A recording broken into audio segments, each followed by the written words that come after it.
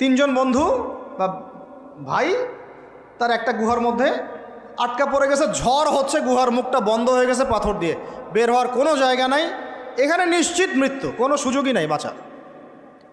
তারা অনেক চেষ্টা করে বের হতে পারলো না।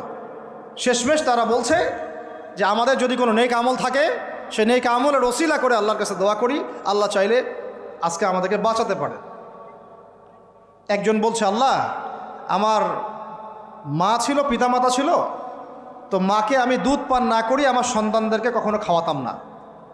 একদিন গিয়ে দেখি যে মা ঘুমিয়ে গেছে, আমার বাচ্চারা কান্নাকাটি করছে, তবু আমি আমার বাচ্চাকে কান্না অবস্থায় রেখেছি, মাকে খাওয়াই নাই, ওদেরকেও খাওয়াই নাই, আগে মাকে খাওয়াইছে তারপর ওদেরকে খাওয়াইছে।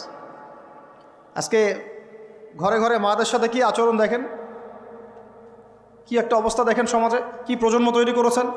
মারা এখন বৃদ্ধাশ্রমে চলে যাচ্ছে, শিক্ষিত মা, তাই না? মায়ের